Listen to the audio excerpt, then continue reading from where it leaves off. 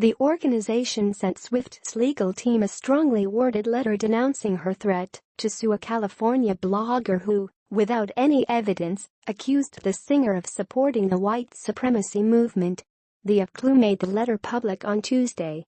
"This is a completely unsupported attempt to suppress constitutionally protected speech," ACLU of Northern California attorney Michael Risher told Entertainment Weekly.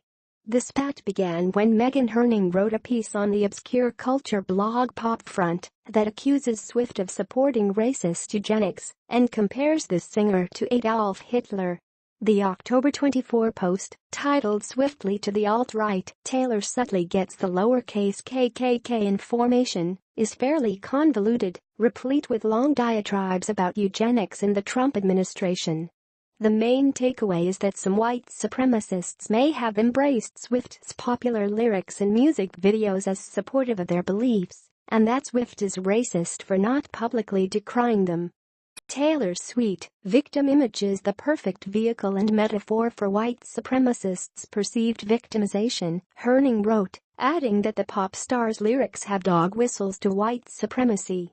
Herning specifically focused on Swift's new hit single Look What You Made Me Do, which Herning claimed seems to offer subtle, quiet white support of a racial hierarchy. She wondered if the song serves as indoctrination into white supremacy for young girls. At one point in the accompanying music video, Taylor lords over an army of models from a podium, akin to what Hitler had in Nazis' Germany. "The similarities are uncanny and unsettling," Herning wrote. In response, Swift's legal team sent a letter to Herning, who serves as the executive editor of PopFront, demanding a retraction of the story, which it called provably false and defamatory.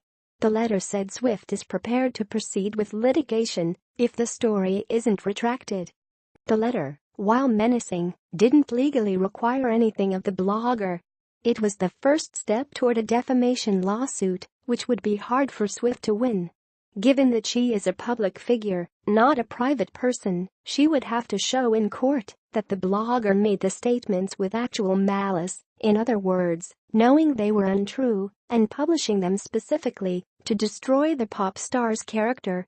People in Swift's position rarely prevail in defamation lawsuits, but it's not uncommon for celebrities to use cease and desist orders, which have no force of law, to suppress negative stories. The ACLU fired back with a letter on October 25, claiming neither Herning nor PopFront would remove the article and that Swift's arguments don't hold water.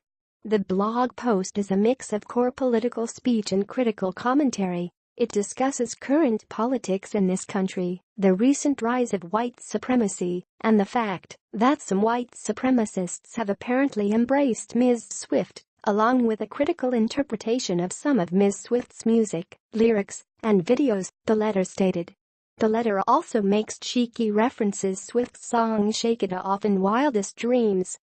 Criticism is never pleasant, but a celebrity has to shake it off, even if the critique may damage her reputation, it stated, adding that not even in your wildest dreams could Swift's claims constitute defamation. Herning also spoke publicly about the cease and desist letter. The press should not be bullied by high-paid lawyers or frightened into submission by legal jargon, she told Variety. These scare tactics may have worked for Taylor in the past, but I am not backing down. Swift's legal team did not respond to several media outlets' requests for comment. This isn't the first time Swift tried to legally quell comparisons between herself and white supremacists. In 2013, a teenager named Emily Pattinson began jokingly overlaying quotes by Adolf Hitler on Pinterest photos of Taylor Swift. Swift's lawyer J. Douglas Baldridge sent Pinterest a stern letter, demanding the images be removed, but the social media network refused, BuzzFeed News reported. From there, white supremacists began lauding Swift as an icon for their movement.